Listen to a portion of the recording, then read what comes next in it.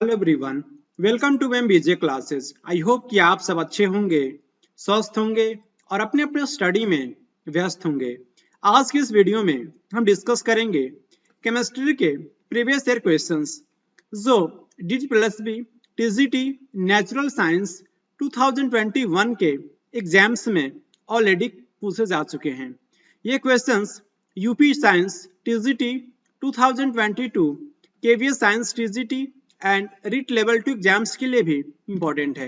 ये questions directly आपके class 9th NCERT से पूछे गए हैं। तो आइए शुरू करते हैं आज का इंपॉर्टेंट वीडियो। क्वेश्चंस आप स्क्रीन पे इंग्लिश में देख पा रहे होंगे। बेसिकली इस क्वेश्चन को सबसे पहले मैं इंग्लिश में ही रीड करूंगा, देन आफ्टर इसको हिंदी में मैं एक्सप्लेन करूंगा, जिससे कि हिंदी मीडियम के स्टूडेंट्स भी क्वेश्चंस को इजिली अंडरस्टैंड कर पाए। फर्स्ट क्वेश्चन को डिस्कस करते हैं। विच of the following will have the electronic configuration of 2, 8, 18, 32, 18, 8 and 1? इसमें से किस एलिमेंट का जो है ये इलेक्ट्रॉनिक कॉन्फ़िगरेशन है? फर्स्ट है आरबी, जो किस एलिमेंट का सिंबल होता है? Rubidium. Rubidium. And FR symbol होता है francium. Francium. And C symbol है caesium. Caesium. And ZR means zirconium. Zirconium. Rubidium का एटॉमिक नंबर 37 होता है and francium 87, caesium 55 and zirconium 40। अगर आपके पास ये आइडिया है कि जो डिफरेंट एलिमेंट्स हैं इनके एटॉमिक नंबर क्या है, तो आप इनको काउंट करके जो है क्वेश्चंस को इजीली सॉल्व कर पाएंगे। इसको काउंट करने के बाद से 87 आ जाएगा। 87 किसका एटॉमिक नंबर होता है? फ्रेंसियम का एटॉमिक नंबर होता है। ये जो एलिमेंट्स हैं रुबिडियम, फ्रेंसियम एंड सीजियम, तीनों ही एलिमेंट एल्कली मेटल्स के अंदर इंक्लूड किए जाते हैं। Alkali metal, alkali metal S block के एलिमेंट्स होते हैं। फर्स्ट ए के एलिमेंट है आपके एल्कली मेटल। एल्कली मेटल्स में और भी एलिमेंट आते हैं, उनको भी आपको याद रखना है। Lithium, sodium, potassium and rubidium basically यहाँ पे मेंशन है, caesium and francium. Zirconium element D block के एलिमेंट्स के अंदर इंक्लूड किया जाता है। D block element. And D block के एलिमेंट को हम ट्रांजिशन मेटल के नाम से जानते हैं। Transition metal. और डी ब्लॉक के एलिमेंट में ये 4D सीरीज से बिलोंग करता है। 4D series. The rate of evaporation increases with, ये जो रेट जो होता है इवापोरेशन का वो इंक्रीज होता है। और decrease of surface area, surface area के डिक्रीज होने से रेट ऑफ इवापोरेशन इंक्रीज होता है। फर्स्ट ऑप्शन आपका ये कह रहा है। सेकेंड ऑप्शन और डिक्रीज ऑफ टेम्परेचर, टेम्परेचर के डिक्रीज होने से रेट ऑफ इवापोरेशन इंक्रीज होता है। Third option an increase in wind speed, wind speed के इंक्रीज होने से रेट ऑफ इवापोरेशन इंक्रीज होता है। Fourth option an increase in humidity, humidity के इंक्रीज होने से रेट ऑफ इवापोरेशन इंक्रीज होता है। सही आंसर क्या होगा? Option number C. जब हम विंड की स्पीड को इंक्रीज करते हैं जिससे रेट ऑफ इवापोरेशन इंक्रीज हो जाता है। Rate of the decrease of surface area, surface area के डिक्रीज होने से रेट ऑफ इवापोरेशन भी डिक्रीज होता है।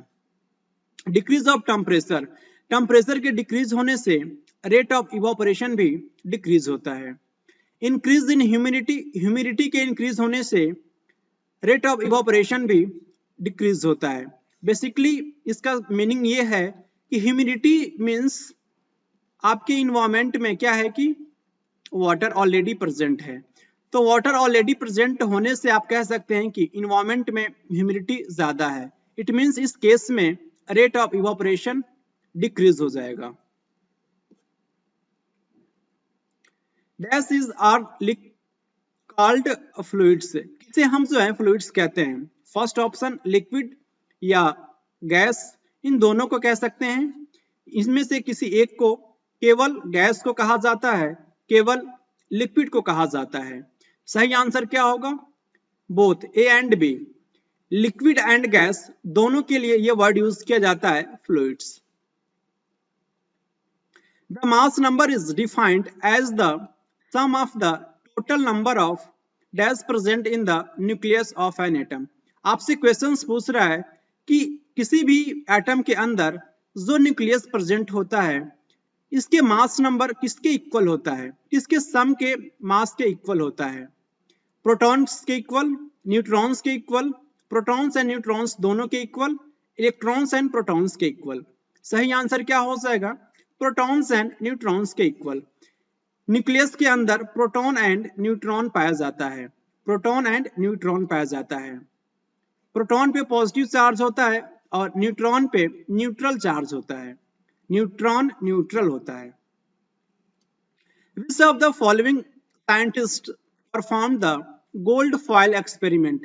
निम्न में से किस साइंटिस्ट ने गोल्ड फॉयल एक्सपेरिमेंट को परफॉर्म किया था।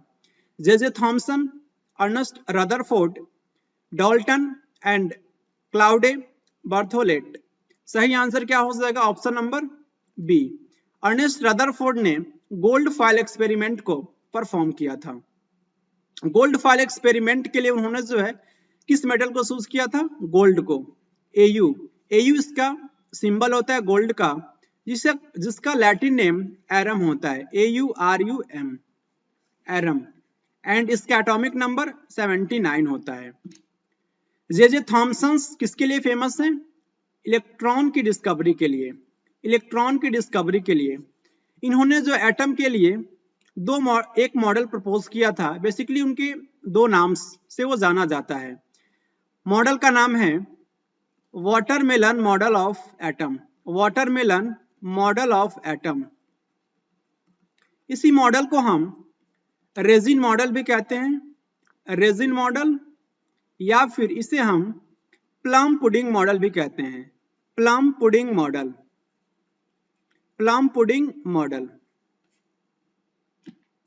इलेक्ट्रॉन के बारे में कुछ पॉइंट्स आप याद रख सकते हैं। इलेक्ट्रॉन पे जो चार्ज होता है -1.6 into 10 to the power -19 coulomb होता है। इलेक्ट्रॉन पे मास कितना होता है, 9.1 into 10 to the power -31 kilogram होता है। रदरफोर्ड ने जो है टर्म जो है प्रोटॉन, प्रोटॉन टर्म किसने दिया था, रदरफोर्ड के द्वारा दिया गया था, रदरफोर्ड के द्वारा प्रोटॉन टर्म दिया गया था। डाल्टन किनके लिए फेमस है, डाल्टन का एटॉमिक थ्योरी बहुत ही इंपॉर्टेंट है और इनके थ्योरी का ये एक इंपॉर्टेंट लाइन है, atoms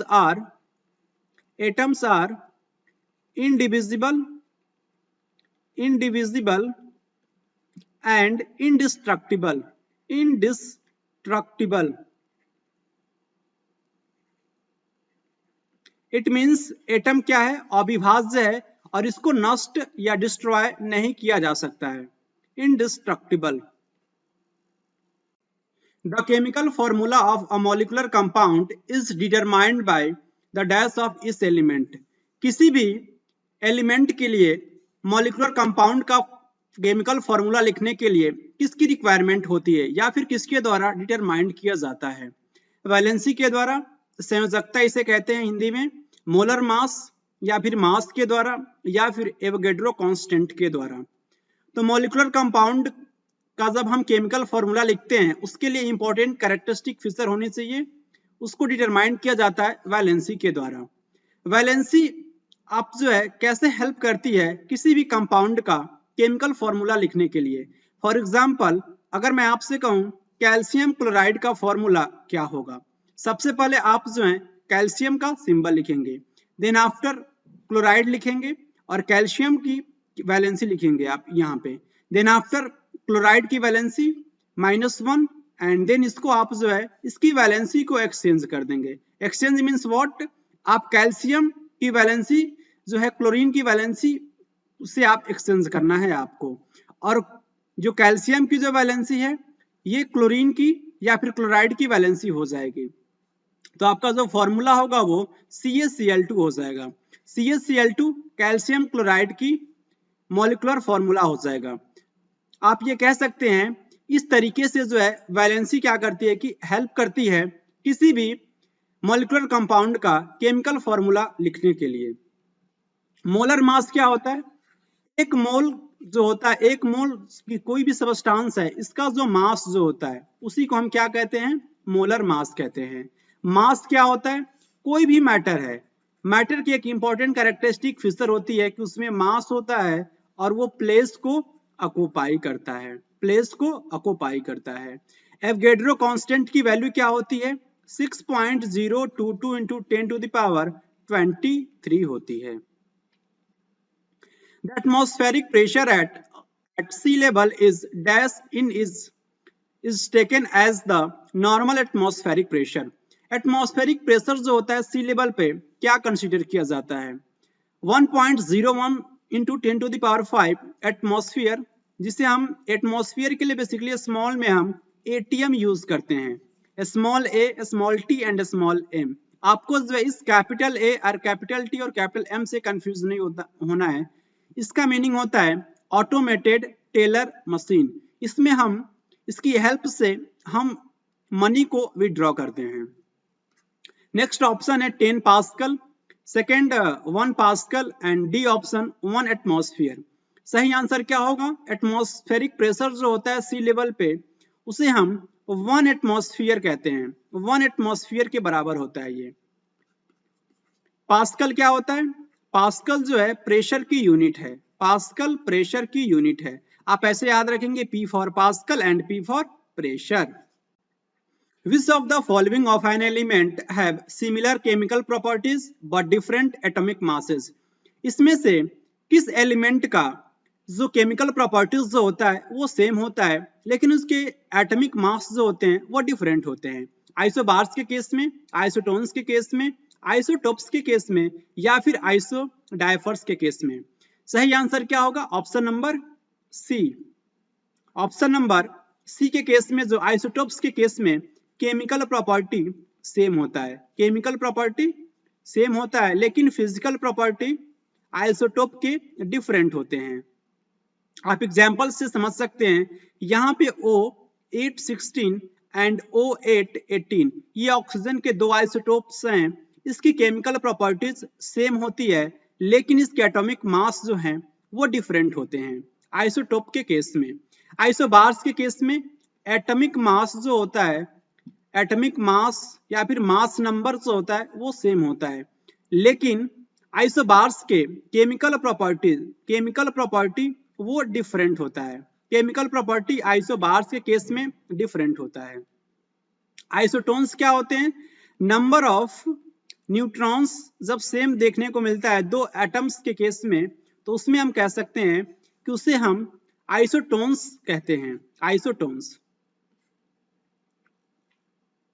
Which of the following is the property of a mixture and not a compound? इसमें से कौन सी प्रॉपर्टीज जो है वो मिक्सर की है, कंपाउंड की नहीं है।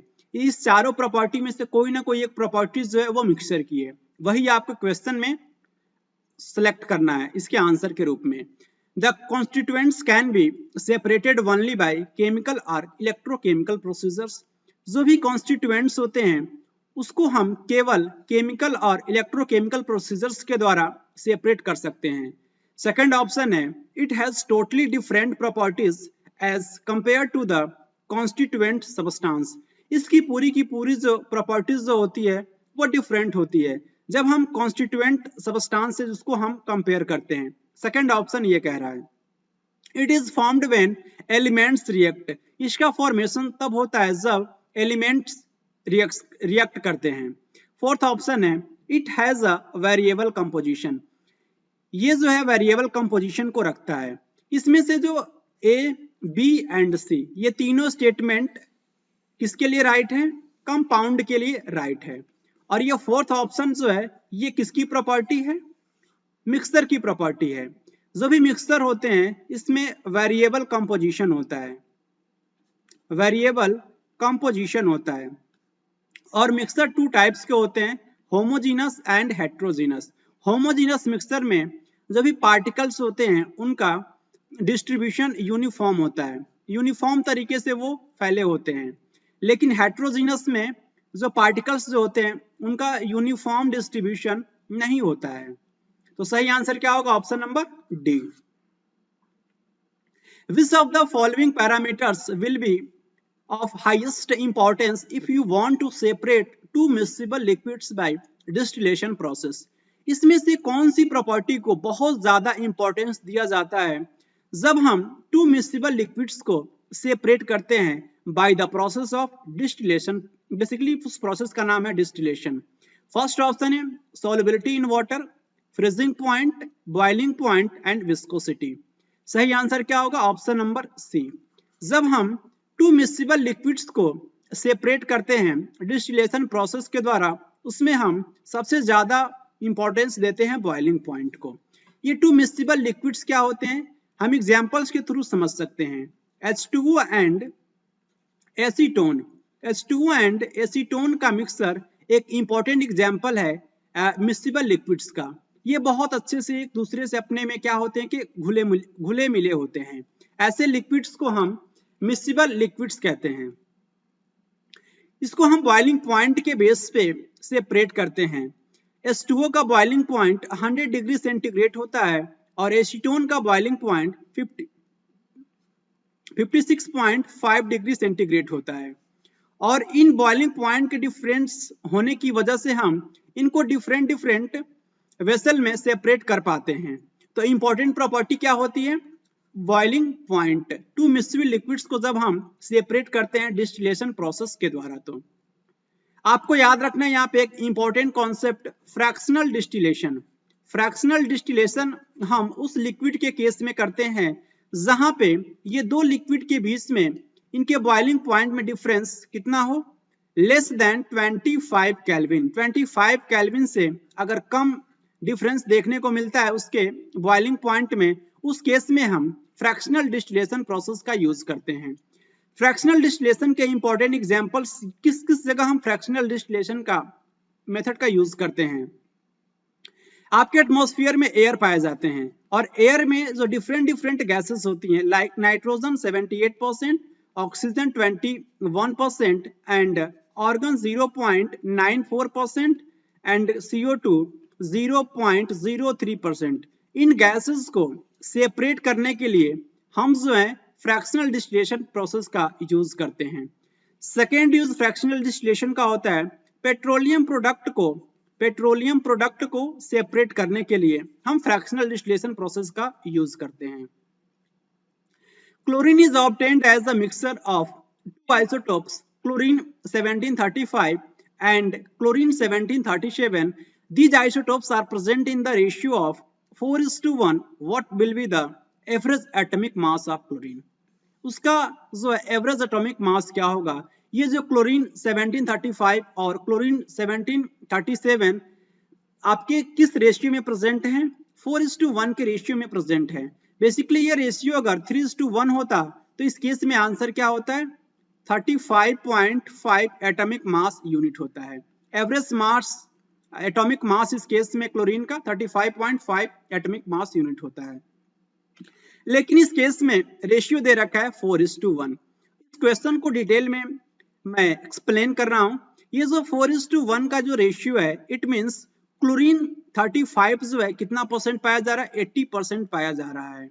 और ये 1 रेशियो ये बता रहा होता है कि ये जो क्लोरीन 1737 का जो आइसोटोप्स है वो कितना प्रेजेंट है? कितना परसेंट? 20% प्रेजेंट है।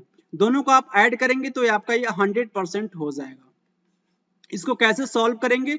आप सॉल्व कीजिए 35 इंटू 80/100 प्लस 37 इंटू 20/100। इसको सॉल्व करने के बाद से आपका ये 4:5 हो जाएगा और देन आफ्टर ये आपका 1/5 हो जाएगा। इसको आप जो है सॉल्व कीजिए 35 इंटू 4/5 प्लस 37 इंटू 1/5। कितना हो जाएगा ये वैल्यू? ये वैल्यू हो जाएगा 140/5 प्लस 37/5। इसको सॉल्व करेंगे फर्दर तो 177/5 और इसको सॉल्व करने के बाद से आपका आंसर आ जाएगा 35.4 U atomic mass. It means इस केस में 4:1 अगर रेशियो हम लेते हैं क्लोरीन 3517 और क्लोरीन 1737 के केस में एवरेज एटॉमिक मास क्लोरीन का कितना हो जाएगा 35.4। ऐसे आप इस क्वेश्चन को सॉल्व कर सकते हैं। Which of the following methods is the most suitable for preparation of salt and camphor? Salt and camphor के लिए जो है इस मेथड को के द्वारा जो है आप सुटेबल बहुत आसानी से उसको सेपरेट कर सकते हैं। Sublimation process, centrifugation process, chromatography process या फिर इवापोरेशन टेक्निक। तो साल्ट एंड कैम्फर के लिए सबसे बेस्ट मेथड है वो सब्लिमेशन मेथड है। सब्लिमेशन मेथड के द्वारा क्या किया जाता है, किसी भी ये जो आपका सॉलिड स्टेट है मैटर का, उसको हम गैसियस स्टेट में डायरेक्टली कन्वर्ट कर पाते हैं। ये जो डायरेक्टली जो कन्वर्जन जो होता है सॉलिड से गैस, उसी प्रोसेस को हम सब्लिमेशन या फिर ऊर्ध्वपातन के नाम से जानते हैं। इंपॉर्टेंट एग्जांपल्स आपको याद रखना है सब्लिमेशन के। NH4Cl में भी जो है ये प्रोसेस देखने को मिलता है। उसके बाद से कैम्फर तो यहाँ पे मेंशन है, ये भी आप याद रखेंगे। नेक्स्ट नेफ्थलीन एंड एंथ्रासीन, इसमें ये प्रॉपर्टी देखने को मिलता है सब्लिमेशन की प्रॉपर्टी। इस प्रोसेस का जस्ट अपोजिट होता है डिपोजिशन प्रॉपर्टी में बेसिकली ये जो गैस है वो किस में कन्वर्ट हो जाता है, सॉलिड में कन्वर्ट हो जाता है। विदाउट चेंज लिक्विड में वो चेंज नहीं होता है। इस प्रोसेस को हम डिपोजिशन कहते हैं। सेंट्रीफ्यूगेशन प्रोसेस क्या होता है, इस टेक्निक के द्वारा हम मिल्क से क्रीम को सेपरेट करते हैं। मिल्क से हम क्रीम को सेपरेट करते हैं सेंट्रीफ्यूगेशन टेक्निक के द्वारा। क्रोमेटोग्राफी टेक्निक जो है कलरफुल सब्सटेंस को सेपरेट करने के लिए यूज किया जाता है। फॉर एग्जांपल ये इंक है या फिर डाई समझ लीजिए, ये डाई है। डाई में डिफरेंट के कलर्स होते हैं और इन कलर को सेपरेट करने के लिए हम क्रोमेटोग्राफी टेक्निक का यूज करते हैं। इवापोरेशन टेक्निक क्या होता है, इवापोरेशन टेक्निक जो है ये एक प्रकार की सरफेस फिनोमेना होती है। इवापोरेशन एक सरफेस फिनोमेना होती है। इसमें कोई भी जो लिक्विड जो है वो क्या करता है कि वेपर में कन्वर्ट होता है। Bye the process of evaporation vapour में कन्वर्ट होता है। आप जो है इस इंक के जो है इंक एंड बेसिक इंक को सेपरेट करने के लिए जो है इस प्रोसेस का यूज करते हैं इवापोरेशन। बेसिकली इंक में जो है डाई और H2O होता है। तो इस मेथड को, इस डाई को सेपरेट करने के लिए हम इवापोरेशन टेक्निक का यूज करते हैं। Which of the following states of matter is formed by cooling a gas of extremely low density about 100,000 the density of the normal air to super low temperatures? आपसे questions ये पूछा जा रहा है कि मैटर का कौन सा स्टेट है जिसको क्या किया जाता है, जिसका फॉर्मेशन होता है cooling a gas off extremely low density. उसको हम लो डेंसिटी पे क्या करते हैं, किसी भी गैस को जो है वो कूल करते हैं। वो भी आप यहाँ पे देख रखा है अबाउट लगभग 100,000 डेंसिटी उसकी नॉर्मल एयर के इक्वल होती है। बेसिकली आप इसे सुपर लो टेम्परेचर भी कह सकते हैं। तो ये कौन सा मैटर का स्टेट होता है, सॉलिड स्टेट होता है या फिर बोस आइंस्टाइन कंडेंसेट, इसे हम BEC के भी नाम से जानते हैं। नेक्स्ट है प्लाज्मा या फिर लिक्विड। सही आंसर क्या होगा, option number B BEC Bose Einstein condensate जो है किसी भी गैस को जब हम एक्सट्रीमली कूल करते हैं लो डेंसिटी पे तो ये आपका स्टेट ऑफ मैटर ऑब्टेन होता है, Bose Einstein condensate. Solid state of matter के बारे में आप याद रखेंगे, इसकी साइज एंड शेप क्या होती है, दोनों ही फिक्स होती है। प्लाज्मा जो है ये फोर्थ स्टेट ऑफ मैटर है और प्लाज्मा जो है हाई टेम्परेचर पे आपको देखने को मिलेगा। फ्लोरोसेंट लैंप जो होता है, फ्लोरोसेंट लैंप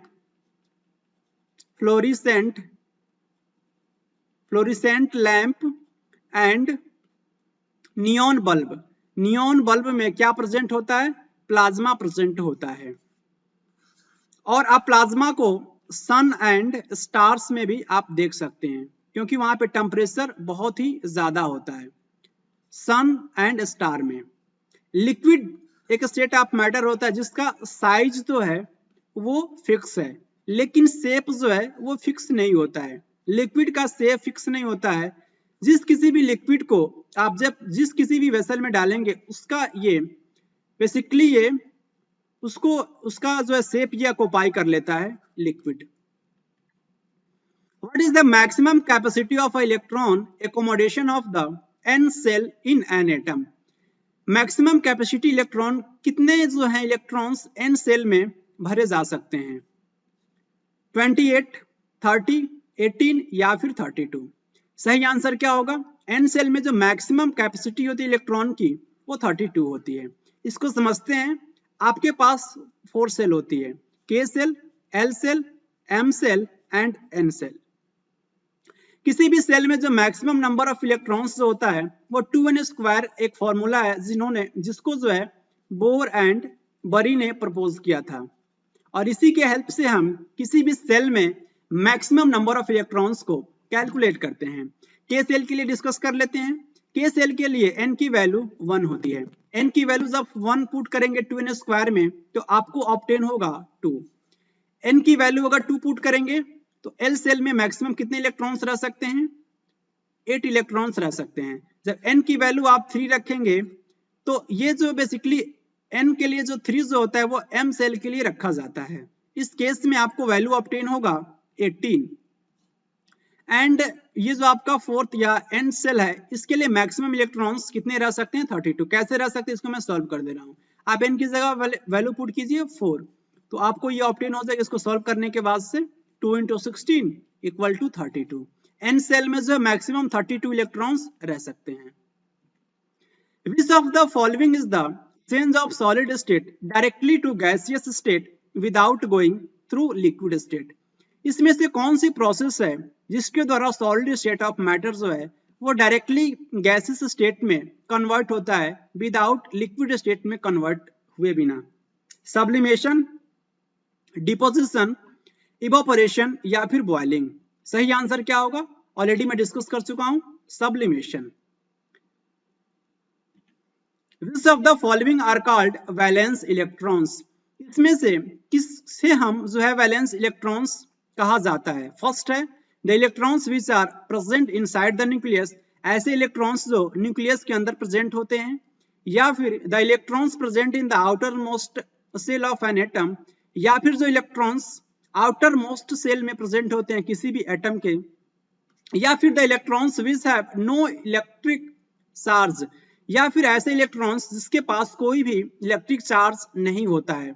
या फिर the electrons present in the inner most cell of atom, या फिर जो किसी भी एटम का जो इनर मोस्ट सेल होता है उसमें जो इलेक्ट्रॉन्स प्रेजेंट होते हैं उसे हम वैलेंस इलेक्ट्रॉन कहते हैं। इसमें से कौन सा ऑप्शन आपका राइट होगा? सही आंसर होगा आपका ऑप्शन नंबर बी। जो भी आउटर मोस्ट सेल होते हैं, बेसिकली आउटर मोस्ट सेल किसी भी एटम का क्या कहलाता है? वैलेंस सेल के नाम से जानते हैं, वैलेंस सेल। और वैलेंस सेल में जो भी इलेक्ट्रॉन प्रेजेंट होते हैं उसे हम वैलेंस इलेक्ट्रॉन्स कहते हैं।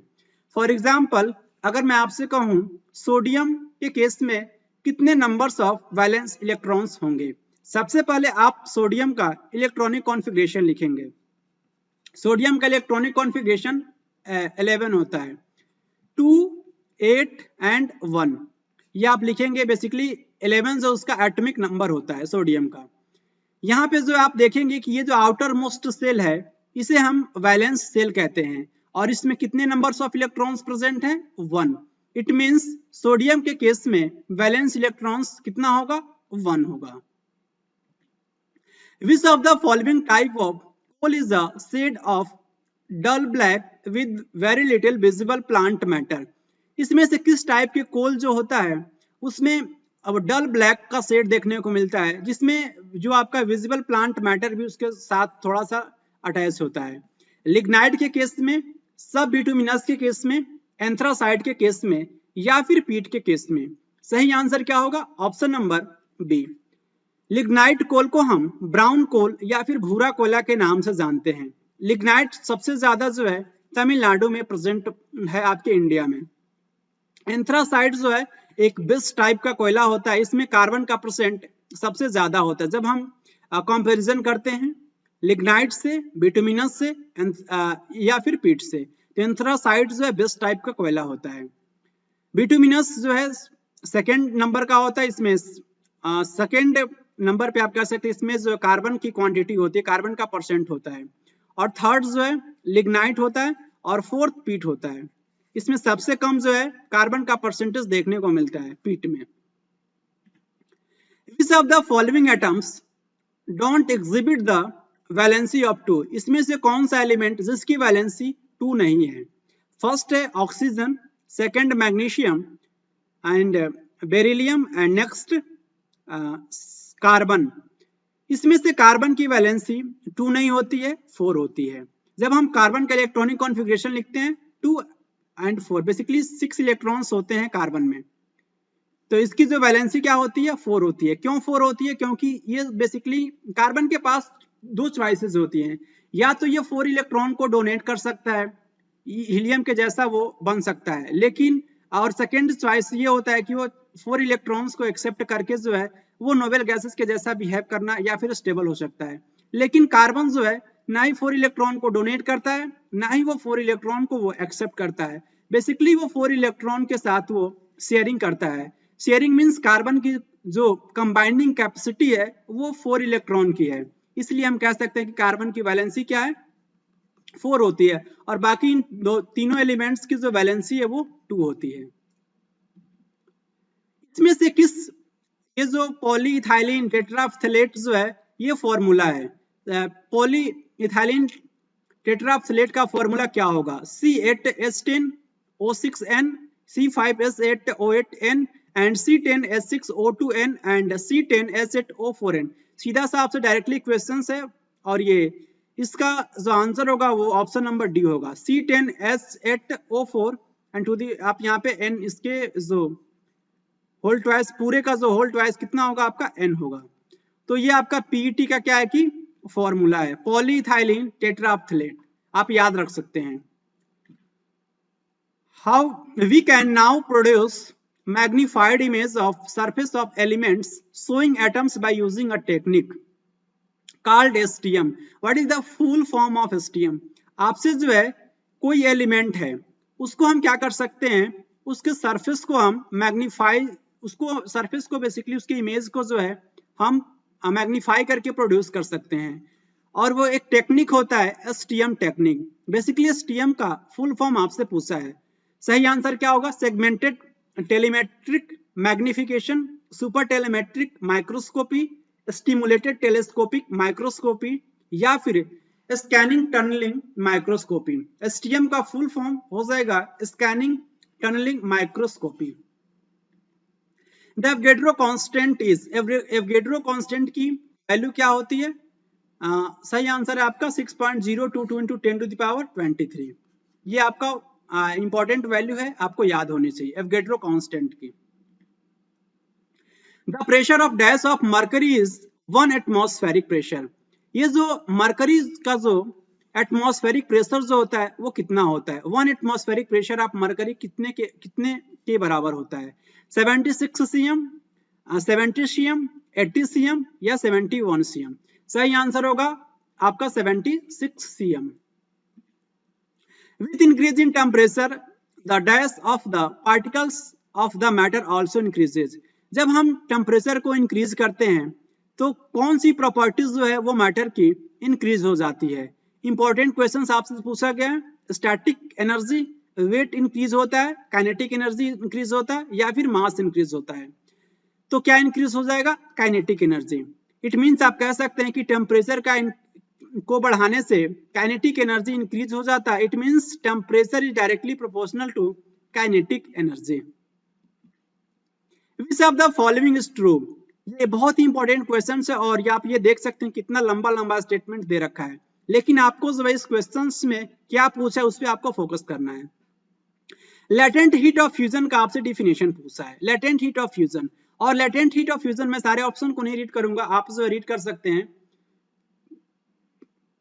इसमें लेटेंट हीट ऑफ वेपोराइजेशन का भी डिफिनेशन दे रखा है, लेटेंट हीट ऑफ फ्यूजन का भी और लेटेंट हीट ऑफ वेपोराइजेशन का भी।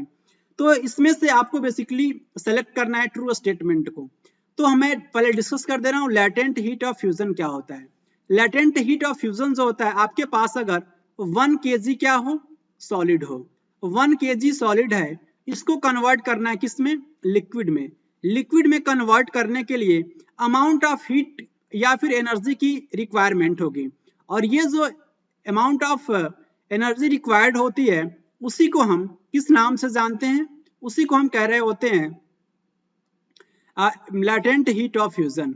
Latent heat of fusion. तो आप पहले ऑप्शन में देखिए क्या ऐसा कुछ दे रखा है, यहाँ पे लिक्विड दे रखा है, इट मींस ये लैटेंट हीट ऑफ फ्यूजन का डिफिनेशन क्या है कि रॉन्ग है।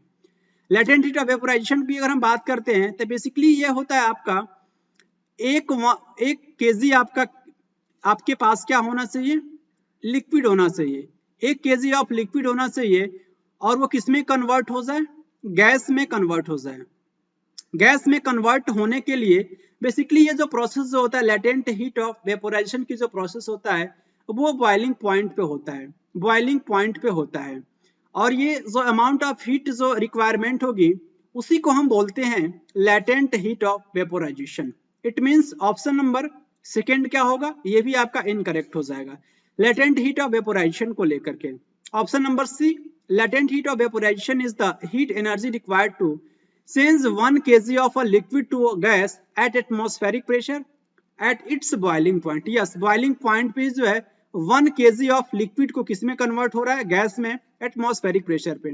It means option number C जो है लैटेंट हीट ऑफ वेपोराइजेशन का डिफिनेशन करेक्ट है।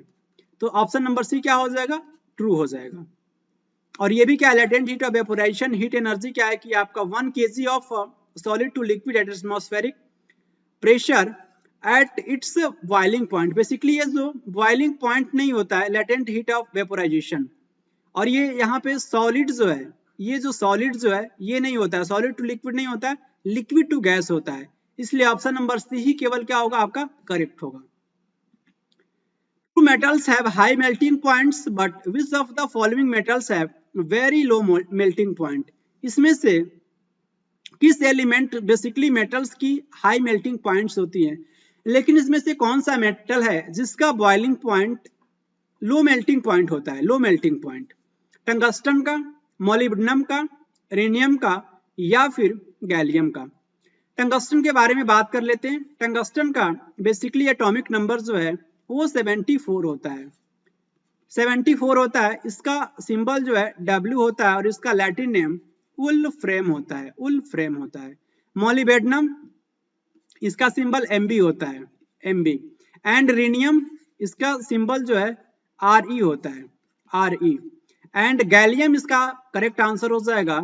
किसकी क्या होती है कि लो मेल्टिंग पॉइंट होती है, और एक इंपॉर्टेंट ये मेटल भी होता है गैलियम, इसका एटॉमिक नंबर 31 होता है।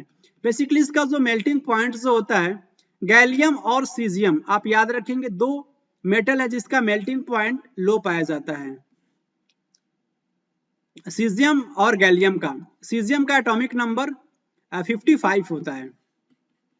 और बेसिकली एक ऐसा इंपॉर्टेंट मेटल है जो नॉर्मल रूम टेम्परेचर पे लिक्विड स्टेट में पाया जाता है। कौन सा मेटल है? मरकरी, जिसका सिंबल जो है Hg होता है, Hg। Which of the following is the process of separation of solid from the liquid by allowing the former to settle down and pouring off the latter? इसमें से कौन सी process है जिसमें हम सॉलिड का सेपरेशन करते हैं, किससे? लिक्विड से, और उसको हम अलाउ करते हैं सेटल डाउन होने के लिए, जो भी आपके इम्प्योरिटीज होती है सॉलिड में। तो इससे हम किस प्रोसेस के नाम से जानते हैं? टाइट्रेशन कहते हैं, फिल्ट्रेशन कहते हैं, या फिर डिकेंटेशन कहते हैं, या फिर डिस्टिलेशन कहते हैं।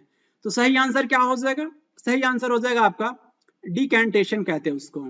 जब हम कोई भी सॉलिड लेते हैं और इसमें जो है सेटल डाउन करवाते हैं, बेसिकली ये सॉलिड है और ये लिक्विड है, तो लिक्विड में हम बेसिकली सॉलिड को हम जो है सेटल डाउन करवाते हैं। ये प्रोसेस आपका डिकेंटेशन कहलाता है। इससे कुछ इम्प्योरिटीज क्या होती है कि जो भी पार्टिकल्स है नीचे बैठ जाने से क्या होता है कि दूर हो जाता है। ये प्रोसेस आपका डिकेंटेशन कहलाता है। फिल्ट्रेशन तो बहुत ही नॉर्मल प्रोसेस होता है, इससे आप भली भांति परिचित होंगे। बेसिकली टाइट्रेशन जो होता है एक इंपॉर्टेंट प्रॉपर्टीज है जिसको हम लोग लेबोरेटरी में यूज करते हैं जब हम किसी भी एसिड एंड बेस की स्ट्रेंथ को मेजरमेंट करते हैं by the process of the titration method. आप लोगों ने किया भी होगा बीएससी लेवल पे केमिस्ट्री के लैब में, और एमएससी केमिस्ट्री में भी ये एक्सपेरिमेंट किया जाता है, ट्राइट्रेशन। इलेक्ट्रॉनिक कॉन्फ़िगरेशन एल्काली मेटल का किससे रिजेंबल करता है? हाइड्रोजन से, जिंक से, लिथियम से या फिर क्लोरीन से? किससे मैच करता है एल्काली मेटल? एल्काली मेटल का जो इलेक्ट्रॉनिक कॉन्फ़िगरेशन जो है वो हाइड्रोजन से मैच करता है। एल्काली मेटल कौन कौन से होते हैं? Lithium, sodium, potassium, rubidium, caesium and francium. Hydrogen का जो प्लेस है वो एस ब्लॉक में आप एल्काली मेटल के ऊपर देख सकते हैं, एल्काली मेटल के ऊपर देख सकते हैं। जिंक एटॉमिक नंबर 30 होता है और ये ट्रांजिशन मेटल है जिंक। लिथियम का एटॉमिक नंबर 3 होता है और लिथियम जो एक एल्काली मेटल है इसकी वैलेंसी क्या होती है? 1 होती है। क्लोरीन का एटॉमिक नंबर 17 होता है। इसमें से कौन सी प्रॉपर्टीज जो है वो एल्केन्स की नहीं है? They have high reactivity, they have odourless, they are colourless, या फिर इसका जनरल फॉर्मूला जो है CnH2n+2 होता है। इस क्वेश्चन को थोड़ा सा हिंदी में एक्सप्लेन कर लेते हैं। इसकी जो रिएक्टिविटी क्या होती है? हाई होती है। सेकंड ऑप्शन कह रहा है इसकी ऑर्डरलेस, ऑर्डरलेस मीन्स इसकी कोई जो है वो गंध नहीं होती है। ऑर्डर का मतलब यही होता है कि उसकी कोई सुगंध नहीं होती है। और ये कलरलेस होता है, इट मीन्स रंगहीन होता है। और इसका जनरल फॉर्मूला जो है CnH2n+2 होता है। फर्स्ट ऑप्शन जो है they have high reactivity, alkane की जो प्रॉपर्टीज जो है वो ये नहीं होती, इनकी रिएक्टिविटी क्या होती है? लो होती है। एल्केन्स के कुछ एग्जांपल्स मैं डिस्कस कर दे रहा हूँ। CH4, CH4 जो है फर्स्ट मेंबर होता है किसका? एल्केन्स का, और इसका जनरल फॉर्मूला CnH2n+2 होता है। लेकिन एल्कीन्स के केस में, एल्कीन के केस में जनरल फॉर्मूला CnH2n होता है। एल्काइन के केस में, एल्काइन के केस में जनरल फॉर्मूला CnH2n-2 होता है। In the long form of periodic table there are dash, कितने जो है वर्टिकल कॉलम्स जिसे हम ग्रुप कहते हैं, या फिर हॉरिजॉन्टल रोज जिसे हम पीरियड कहते हैं, पीरियड्स कहते हैं, कितने इसके नंबर होते हैं बेसिकली आपके long form of periodic tables में? 15, 7 या फिर 7, 18 या फिर 18, 7 या फिर 19, 7। बेसिकली आपके long form of periodic table में जो ग्रुप्स होते हैं जिसको हम वर्टिकल कॉलम्स कहते हैं वो 18 होता है, और आपके हॉरिजॉन्टल रोज जिसे हम पीरियड्स कहते हैं उसका नंबर जो है 7 होता है। तो यहाँ पे ऑप्शन आपका जो है सी करेक्ट हो जाएगा, 18 एंड 7 हो जाएगा। इसमें से कौन सा स्टेटमेंट जो है वो एलॉयज को लेकर के इनकरेक्ट है? दे हैव मिक्सचर ऑफ 2 और मोर मेटल्स, डिस्कस कर लेते हैं। ये स्टेटमेंट जो है, ये जो मिक्सचर जो होते हैं मोर देन 1 मेटल्स के एलॉयज, ये स्टेटमेंट करेक्ट है बिल्कुल। They can be separated into their components by physical methods, इसको हम जो है इसके जो कंपोनेंट्स को हम सेपरेट कर सकते हैं फिजिकल मेथड्स के थ्रू? नहीं, इसके कंपोनेंट को हम फिजिकल मेथड्स के थ्रू हम सेपरेट नहीं कर सकते हैं। ये स्टेटमेंट क्या हो जाएगा आपका? ये इनकरेक्ट हो जाएगा। इसको भी डिस्कस कर लेते हैं। An alloy is considered as a mixture because it shows the properties of its constituents, इसको हम एलॉयज कंसीडर को हम मिक्सचर कंसीडर करते हैं क्योंकि ये प्रॉपर्टीज जो इसके कॉन्स्टिट्यूएंट्स होते हैं उसकी प्रॉपर्टीज को ये शो करता है। ये बहुत ही इंपॉर्टेंट कैरेक्टरिस्टिक फीचर होता है मिक्सचर का। ये मिक्सचर्स जो है उसके जो भी कॉन्स्टिट्यूएंट्स होते हैं उसकी प्रॉपर्टीज को शो करता है, लेकिन कंपाउंड जो है वो अपने कॉन्स्टिट्यूएंट्स के प्रॉपर्टीज को शो नहीं करता है। फॉर एग्जांपल H2O है, H2O जो है वो हाइड्रोजन एंड ऑक्सीजन के प्रॉपर्टीज को शो नहीं करता है, क्योंकि हाइड्रोजन जो है आपका गैसियस स्टेट में पाया जा रहा है, ऑक्सीजन भी गैस है, लेकिन H2O क्या है? लिक्विड है। नेक्स्ट है they are mixture of metal and a non metal. Yes, ये जो एलॉयज हैं वो मिक्सचर होते हैं किसके? मेटल एंड नॉन मेटल के। It means option number B क्या है? मेटल के रिस्पेक्ट में इनकरेक्ट है। 1 एटॉमिक मास यूनिट जो है कितने एनर्जी के इक्वल होता है? 931 mega electron volt, basically MeV को हम मेगा इलेक्ट्रॉन वोल्ट बोलते हैं। 654, 949 एंड 691।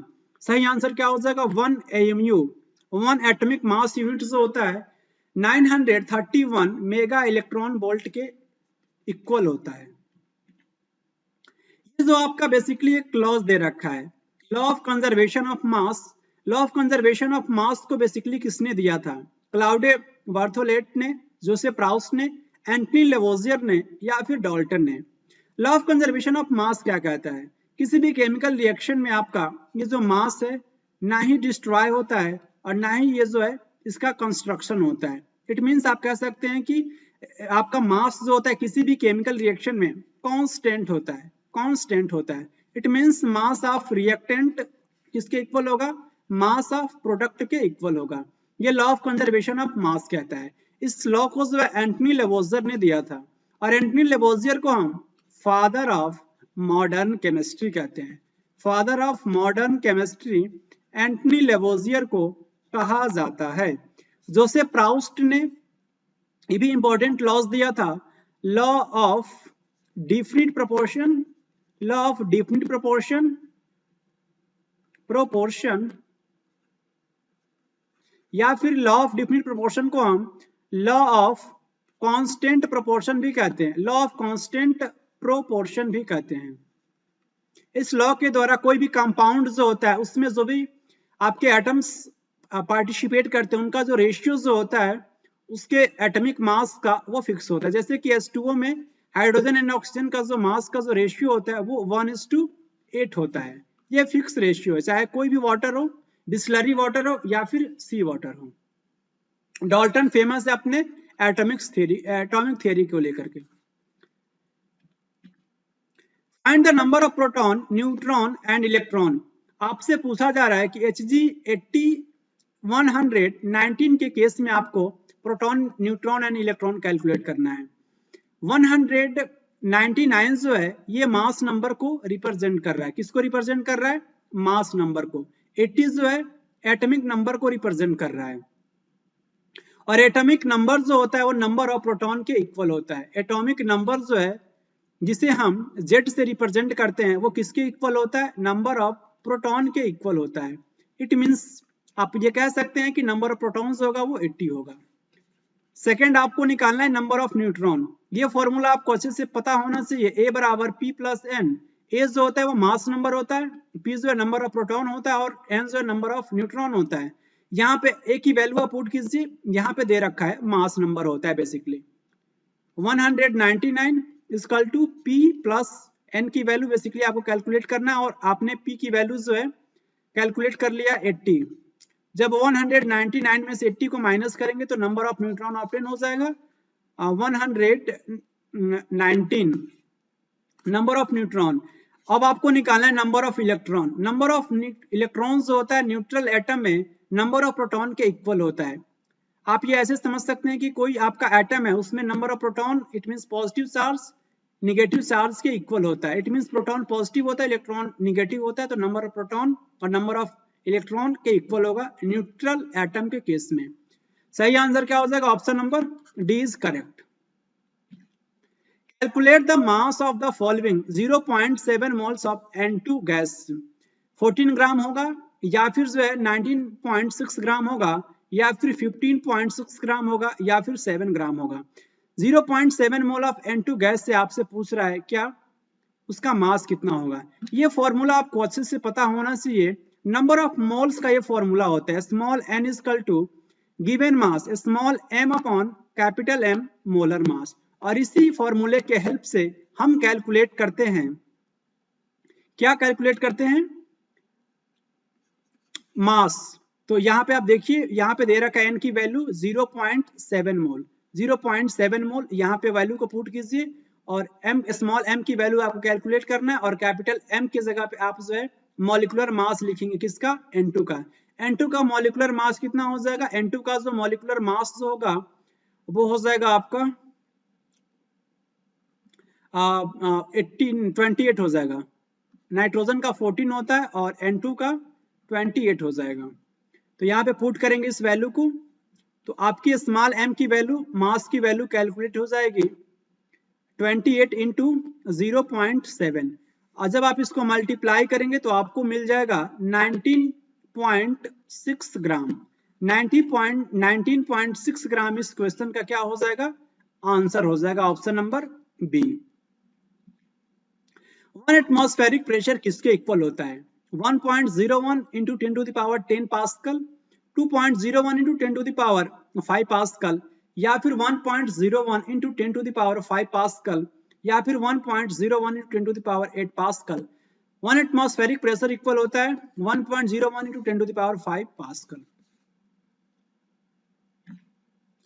इसमें से कौन सा स्टेटमेंट जो है वो करेक्ट है? Mass number number of proton से इक्वल होता है, रॉन्ग। मास नंबर जो है number of proton and number of atomic number and number of neutrons के इक्वल होता है, ये भी आपका करेक्ट इनकरेक्ट है, गलत है। मास नंबर इक्वल होता है आपका नंबर ऑफ न्यूट्रॉन्स, ये स्टेटमेंट भी इनकरेक्ट है। मास नंबर इक्वल होता है number of proton and number of neutrons, और इन दोनों के नंबर को हम किस नाम से जानते हैं? बेसिकली न्यूक्लियॉन्स कहते हैं। न्यूक्लियॉन्स, प्रोटॉन्स एंड न्यूट्रॉन्स को हम कलेक्टिवली न्यूक्लियॉन्स के नाम से जानते हैं, क्योंकि प्रोटॉन एंड न्यूट्रॉन्स दोनों ही किसी भी एटम के अंदर जो न्यूक्लियस जो होता है उसके अंदर ये दोनों प्रेजेंट होते हैं, इसलिए इन दोनों को हम किस नाम से जानते हैं? न्यूक्लियॉन्स के नाम से जानते हैं। प्रोटॉन पे पॉजिटिव चार्ज होता है और न्यूट्रॉन पे न्यूट्रल चार्ज होता है। Which of the following is an ingredient in an antacid and used in the soda acid fire extinguishers? इसमें से पूछ रहा है किसमें से कौन सा कंपाउंड है ये जो इंग्रेडिएंट होता है किसका? एंटाएसिड्स का। एंटाएसिड्स बेसिकली जो आपके बॉडी के अंदर जब एसिडिटी इंक्रीज कर जाती है तो इस एसिडिटी को मेंटेन करने के लिए हम बाहर से एंटाएसिड लेते हैं। मैग्नीशियम हाइड्रोक्साइड भी हम एंटाएसिड के रूप में यूज करते हैं, मैग्नीशियम हाइड्रोक्साइड। तो ये जो है इंग्रेडिएंट भी है और ये इसको जो है फायर एक्सटिंग्विशर्स के रूप में भी यूज किया जाता है। इसमें से कौन सा कंपाउंड है? Copper sulphate CuSO4, Na2CO3 10H2O, sodium carbonate and NaCO3 sodium bicarbonate. इसे हम सोडियम बाइकार्बोनेट भी कहते हैं और इसे हम सोडियम हाइड्रोजन कार्बोनेट भी कहते हैं। यह है आपका कैल्शियम सल्फेट। सही आंसर आपका ऑप्शन नंबर सी हो जाएगा, जिसे हम सोडियम बाइकार्बोनेट, सोडियम बाइकार्बोनेट जो इंग्रेडिएंट्स भी एंटासिड का और सोडा एसिड फायर एक्सटिंग्विशर्स के भी रूप में इसे यूज किया जाता है। आपको 3 सोडा मिलेंगे, तीनों सोडा आपके एग्जाम्स में क्वेश्चंस पूछा जाता है। फर्स्ट है आपका कॉस्टिक सोडा। कॉस्टिक सोडा हम किसे कहते हैं? सोडियम हाइड्रोक्साइड को हम कॉस्टिक सोडा कहते हैं। नेक्स्ट है वॉशिंग सोडा। वॉशिंग सोडा हम सोडियम कार्बोनेट को कहते हैं और सोडियम कार्बोनेट यहाँ पे दे रखा है Na2CO3। और नेक्स्ट है बेकिंग सोडा, जिसे हम किचन में खाने के पर्पज से इसको हम यूज करते हैं, बेकिंग सोडा को। इसका फॉर्मूला हो जाता है सोडियम बाइकार्बोनेट NaHCO3। कैसे याद रखेंगे? ये सोडा आप याद रख लीजिए, baking soda. Baking soda means sodium bicarbonate, यहाँ पे बी का प्रोनाउंस आ रहा है सोडियम बाइकार्बोनेट में, तो सोडियम बाइकार्बोनेट को हम बेकिंग सोडा कहेंगे। अब वॉशिंग सोडा को ये बेसिकली सोडियम कार्बोनेट होता है। तो कार जो होता है वो किसके लिए यूज किया जाता है? बेसिकली वॉशिंग सोडा जो है यूज किया जाता है कार की वॉशिंग के लिए। तो ये दोनों सोडा आप याद रखेंगे तो तीसरा सोडा वैसे याद हो जाएगा, इसे हम सोडियम हाइड्रोक्साइड कहते हैं, कॉस्टिक सोडा को। Metal like reacts with cold water so violently and in an exothermic way that the evolved hydrogen immediately catches fire। इसमें से कौन सा जो एलिमेंट है वो जो है कोल्ड वाटर के साथ जो है वायलेंटली जो है वो रिएक्शन करता है और एक्सोथर्मिक तरीके से और इवॉल्व करता है हाइड्रोजन गैस को, और जिससे एज ए रिजल्ट क्या होता है? तुरंत जो है वो आग पकड़ लेता है, कैचेस फायर। कैल्शियम के केस में, मैग्नीशियम के केस में, जिंक के केस में या फिर पोटेशियम के केस में। सही आंसर क्या हो जाएगा? पोटेशियम। पोटेशियम के केस में ऐसा देखने को मिलता है।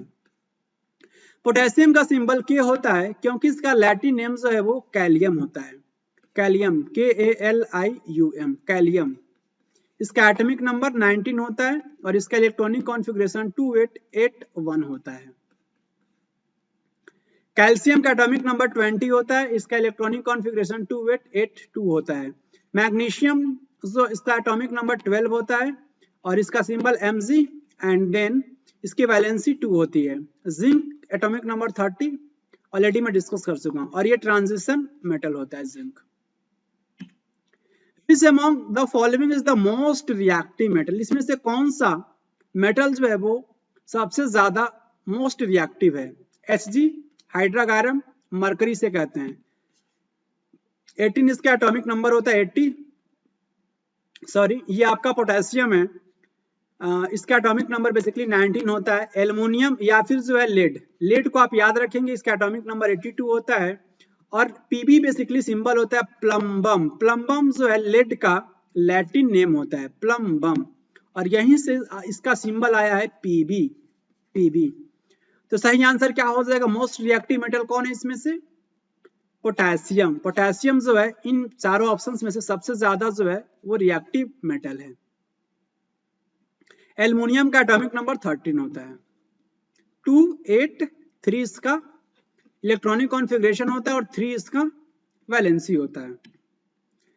Atoms of carbon 12 isotopes are assigned a relative atomic mass and the relative masses of all other atoms are obtained by comparison with the mass of a carbon 12 atoms। Basically आपसे पूछ रहा है कि ये जो कार्बन 12 का जो isotope है इसकी कितना क्वांटिटी होता है जिसको असाइन किया गया है 1 एटॉमिक मास के बराबर, और इसके हेल्प से जो है आप डिफरेंट इसके कंपैरिजन करके डिफरेंट एटम्स के मास को आप जो है कैलकुलेट करते हो।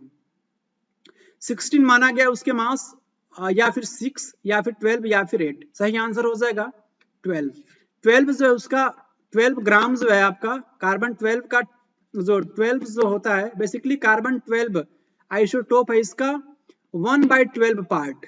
कार्बन 12 का जितना मास होगा इसके मास के 1/12 पार्ट को हम 1 एटॉमिक मास के बराबर मानते हैं, और इसी को कंपैरिजन करके हम डिफरेंट एलिमेंट के एटॉमिक मास को हम कैलकुलेट करते हैं। जैसे कि कैल्शियम का एटॉमिक मास कितना होता है? 40 होता है। सोडियम का कितना होता है? 23 होता है। क्लोरीन का एवरेज एटॉमिक मास कितना होता है? 35.5 U होता है। Isotope, N isotope of is used in the treatment of cancer. ऐसा कौन सा आइसोटोप है जिसका हम यूज करते हैं कैंसर के ट्रीटमेंट के लिए? आयोडीन के आइसोटोप को, यूरेनियम के आइसोटोप को, कोबाल्ट के आइसोटोप को, या फिर क्लोरीन के आइसोटोप को। कोबाल्ट का जो आइसोटोप है वो ट्रीटमेंट के लिए यूज किया जाता है, कैंसर के ट्रीटमेंट के लिए कोबाल्ट। एंड यूरेनियम के आइसोटोप का यूज किया जाता है न्यूक्लियर रिएक्टर में। न्यूक्लियर रिएक्टर में एज ए फ्यूल जो है वो यूज किया जाता है यूरेनियम के आइसोटोप के। यूरेनियम का सिंबल यू होता है, इसका एटॉमिक नंबर 92 होता है। इसका इंपॉर्टेंट आइसोटोप होता है जिसका यूज जो है एज ए फ्यूल यूज किया जाता है न्यूक्लियर रिएक्टर में। आयोडीन जो है आपका 53 एटॉमिक नंबर होता है, और इसके आइसोटोप का यूज किया जाता है एक इंपॉर्टेंट डिजीज है ग्वाटर के ट्रीटमेंट के लिए आयोडीन के जो आइसोटोप हैं उसका यूज किया जाता है। क्लोरीन का यूज बेसिकली ब्लीचिंग पाउडर की प्रिपरेशन करने के लिए क्लोरीन यूज किया जाता है। The non-metals are either solids or gases except which is the liquid। Non-metals या तो solids होते हैं या फिर gases होते हैं। किसको छोड़ करके? किस नॉन मेटल को छोड़ करके? मरकरी या ब्रोमीन, सल्फर या फिर iodine. Basically mercury non metal नहीं होता है, ये मेटल होता है, और ये नॉर्मल रूम टेम्परेचर पे ये लिक्विड स्टेट में पाया जाता है मरकरी, जिसका एटॉमिक नंबर 80 होता है। ब्रोमीन जो है ये एक इंपॉर्टेंट नॉन मेटल है, और ये नॉर्मल रूम टेम्परेचर पे ये लिक्विड स्टेट में पाया जाता है, जिसका सिंबल जो है Br होता है और एटॉमिक नंबर 35 होता है। सल्फर की बात कर लेते हैं। सल्फर एंड आयोडीन दोनों ही इंपॉर्टेंट नॉन मेटल है। सल्फर जो है इसका सिंबल कैपिटल S होता है और एटॉमिक नंबर 16 होता है। ऐसे आप याद रखेंगे, S for sulphur, S for 16। Sulphur का एटॉमिक नंबर 16 होता है। आयोडीन का एटॉमिक नंबर मैं डिस्कस कर चुका हूं, कितना होता है? 53। और एक ऐसा इंपॉर्टेंट नॉन मेटल है जो जिसमें जो है लस्टर की प्रॉपर्टी देखने को मिलती है। लस्टर मींस ये आयोडीन जो होता है वो शाइनी होता है, चमकीला होता है। बेसिकली लस्टर की प्रॉपर्टी मेटल की इंपॉर्टेंट प्रॉपर्टी है, लेकिन नॉन मेटल होते हुए भी इसमें लस्टर की प्रॉपर्टी देखने को मिलती है आयोडीन के केस में। Group 1 element of the periodic table except hydrogen are called. Group first के एलिमेंट को हम किस नाम से जानते हैं हाइड्रोजन को छोड़ करके? Alkali metal, noble gases, alkaline earth metals या फिर हैलोजन्स। सही आंसर क्या हो जाएगा? Option number A, alkali metals कहते हैं। ग्रुप फर्स्ट ए के एलिमेंट को हम एल्कली मेटल कहते हैं और एल्कली मेटल्स ऑलरेडी मैं डिस्कस कर चुका हूं, lithium, sodium, potassium, rubidium, caesium and francium. Next है नोबेल गैस।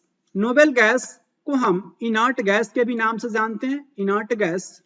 इसके इंपॉर्टेंट कौन कौन से गैस आते हैं इनर्ट गैस के अंदर? Helium, neon, argon, krypton, xenon and radon. Helium का atomic number 2, neon 10, argon 18, krypton 36 and xenon 54 and radon 86। और इन सारे एलिमेंट की जो वैलेंसी जो होती है वो जीरो होती है। इनर्ट गैसेस या फिर जो है नोबेल गैस की वैलेंसी जीरो होती है। एल्कलाइन अर्थ मेटल्स में कौन कौन से एलिमेंट्स आते हैं? Beryllium, magnesium, calcium, strontium, barium and radium. Beryllium atomic number 4, magnesium 12 and calcium 20 and strontium 38 and barium 56 and radium 86। इस रेडियम को रेडॉन से कंफ्यूज नहीं होना है। रेडॉन, रेडॉन का बेसिकली जो है बेसिकली रेडियम का एटॉमिक नंबर जो 88 होता है और इस रेडॉन का जो है एटॉमिक नंबर 86 होता है, 86 होता है। और रेडॉन जो है वो नोबेल गैस से बिलोंग करता है, जो कि ऑलरेडी मैं अभी डिस्कस कर चुका हूं। हैलोजन्स में कौन कौन से एलिमेंट्स आते हैं? हैलोजन्स में ग्रुप नंबर 17 आप कह सकते हैं एलिमेंट किसके अंदर आते हैं हैलोजन्स के? फ्लोरीन हो गया, क्लोरीन हो गया, ब्रोमीन हो गया, आयोडीन एंड एस्टाटीन। एंड इस एस्टाटीन के नीचे आपको देखने को मिलेगा मॉडर्न पीरियोडिक टेबल का second last element tennessine, tennessine TS. Fluorine का एटॉमिक नंबर 9 एंड फ्लोरीन को जो है आपको फ्लेरोबियम से कंफ्यूज नहीं होना है। फ्लेरोबियम बेसिकली इसका सिंबल Fl होता है और इसका एटॉमिक नंबर 114 होता है। क्लोरीन जो है 17 होता है, इसका atomic number bromine 35, yes, and iodine 53, astatine 85 and tennessine 117। ये इसका एटॉमिक नंबर होता है। Clusters of atoms that act as an ion are called. उसे हम किस नाम से जानते हैं? बेसिकली एटम्स का ग्रुप होता है, उसके ऊपर चार्ज भी होता है, उसे हम पॉली एटॉमिक आयंस कहते हैं। Poly atomic ions like examples आप समझ सकते हैं, ये nitrate NO3-, nitrite NO2- and hydroxide OS- and sulphate SO4-, SO3-, sulphide and S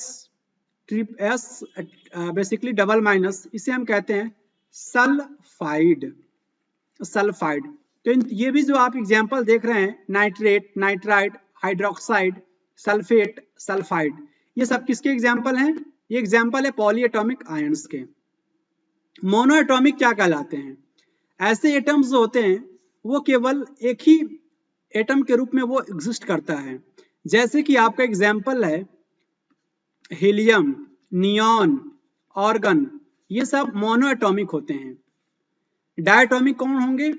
जिस मॉलिक्यूल में जो है आपके दो एटम्स प्रेजेंट होते हैं, लाइक O2, H2, N2, ये सब के सब डायटॉमिक होते हैं। और ट्राइटॉमिक क्या होगा? जिसमें 3 एटम्स प्रेजेंट होंगे। एग्जाम्पल आप याद रख सकते हैं O3। O3 जो है वो ट्राइटॉमिक का एग्जाम्पल है।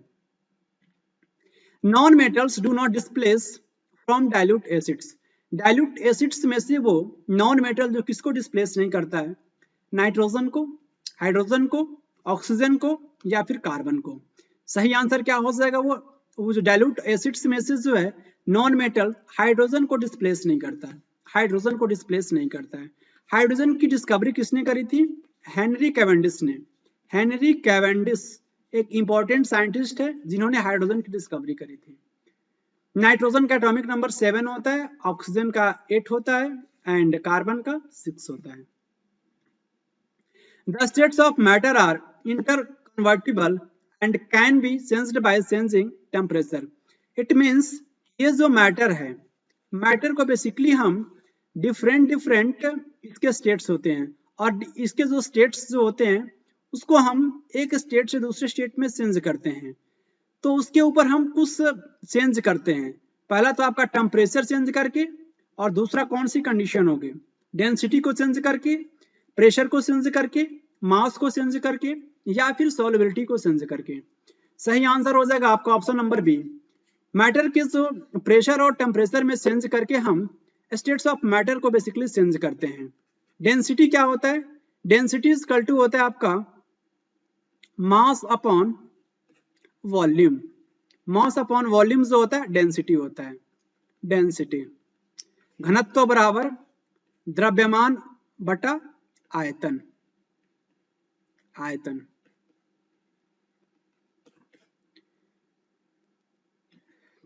प्रोटियम, ड्यूटेरियम एंड ट्राइटियम, ये जो तीनों आइसोटोप्स हैं जिसे हम किससे रिप्रेजेंट करते हैं, 1s1, 1s2 and tritium 1s3। ये किसके आइसोटोप हैं, पोटेशियम के, सोडियम के, क्लोरीन के या फिर हाइड्रोजन के। तो protium, deuterium and tritium isotopes होते हैं हाइड्रोजन के। हाइड्रोजन के आइसोटोप्स हैं ये तीनों। पोटेशियम का बेसिकली सिंबल के, और आपको याद रखना है 19 इसका क्या होता है कि एटॉमिक नंबर होता है। सोडियम का जो है एटॉमिक मास कितना होता है, 23 होता है। इसका लैटिन नेम नेट्रियम होता है, नेट्रियम। क्लोरीन के बारे में तो मैं डिस्कस कर चुका हूं। इसका यूज जो होता है वो ब्लीचिंग पाउडर के प्रिपरेशन में किया जाता है। इंपॉर्टेंट एलिमेंट है क्लोरीन 17। इसके दो आइसोटोप्स होते हैं बेसिकली, क्लोरीन 1735 एंड क्लोरीन 1737, और इसका रेशियो जो होता है 3:1 होता है एटमॉस्फेयर में। ये क्वेश्चन आपसे पूछा जा रहा है, लंबा सा क्वेश्चन है। बेसिकली आपसे डिफिनेशंस पूछा जा रहा है। लैटेंट हीट ऑफ फ्यूजन, तो लैटेंट हीट ऑफ फ्यूजन के लिए ऑलरेडी मैं आपके साथ डिस्कस कर चुका हूं। आपको जो किस पे फोकस करना है, amount of heat energy required होती है किसके लिए, 1 kg ऑफ सॉलिड को लिक्विड में चेंज करने के लिए एटमॉस्फेरिक प्रेशर पे, और वो भी उसके मेल्टिंग पॉइंट पे होना चाहिए। फोकस करना है आपको मेल्टिंग पॉइंट पे। हो सकता है कि आपके ऑप्शन में मेल्टिंग पॉइंट की जगह पे बॉइलिंग पॉइंट दे दे, तो ये जो डिफिनेशन हो जाएगा उस केस में रॉन्ग हो जाएगा। लेकिन ये लेटेंट हीट ऑफ फ्यूजन का जो डिफिनेशन है ऑप्शन नंबर फर्स्ट, ये क्या है कि करेक्ट है। ये बाकी के जो भी डिफिनेशन यहाँ पे दे रखा है वो आपका क्या है कि रॉन्ग है। लेटेंट हीट ऑफ फ्यूजन का ये डिफिनेशन नहीं है। फर्स्ट ऑप्शन ही लेटेंट हीट ऑफ फ्यूजन का डिफिनेशन है। The force of attraction between the particles are minimum. तो फोर्स ऑफ अट्रैक्शन जो होता है किसके पार्टिकल में सबसे कम होता है, गैसेस के केस में, लिक्विड्स के केस में, सॉलिड्स के केस में, या फिर प्लाज्मास के केस में। चारों ही आपके जो है स्टेट्स ऑफ मैटर होते हैं। बेसिकली ये जो प्लाज्मा जो है आपके ब्लड में भी पाया जाता है, प्लाज्मा आपके ब्लड में भी पाया जाता है, और इसी की वजह से आपका जो ब्लड जो होता है वो लिक्विड फॉर्म में पाया जाता है। लेकिन हम यहाँ पे उस प्लाज्मा की बात नहीं कर रहे हैं, हम जो स्टेट्स ऑफ मैटर की बात कर रहे हैं। गैस में जो होता है सबसे कम जो होता है वो फोर्स ऑफ अट्रैक्शन देखने को मिलता है उसके पार्टिकल के बेस में। सही आंसर आपका ऑप्शन नंबर ए हो जाएगा। सबसे अधिक जो होता है फोर्स ऑफ अट्रैक्शन जो होता है पार्टिकल्स के बीच में सॉलिड्स के केस में होता है, देन लिक्विड्स के केस में उससे कम होता है। सबसे कम जो होता है वो गैसेस के केस में होता है, गैसेस के केस में। कार्बन C14 का हाफ लाइफ कितना होता है, 5500 ईयर्स, 6100 ईयर्स, 5120 ईयर्स, या फिर 5730 ईयर्स। सही आंसर क्या होगा, ये कार्बन का इंपॉर्टेंट आइसोटोप है। आइसोटोप्स इसका बेसिकली यूज जो होता है किसी भी फॉसिल की एज कैलकुलेट करने के लिए हम C14 का यूज करते हैं। इसका जो हाफ लाइफ जो होता है वो 5730 होता है, 5730 फैक्ट बेस्ड क्वेश्चन से आपको याद रखना है। इसी के साथ आपका जो है प्रीवियस ईयर क्वेश्चंस का सेट नंबर 1 कंप्लीट होता है। मिलेंगे आपसे नेक्स्ट वीडियो में। बाकी के जो भी क्वेश्चंस है आपके 2021 DSSB TGT नेचुरल साइंस के एग्जाम्स में पूछे गए हैं, उसको भी डिटेल में डिस्कस करेंगे। तब तक के लिए खुश रहें, प्रसन्न रहें। Thank you very much.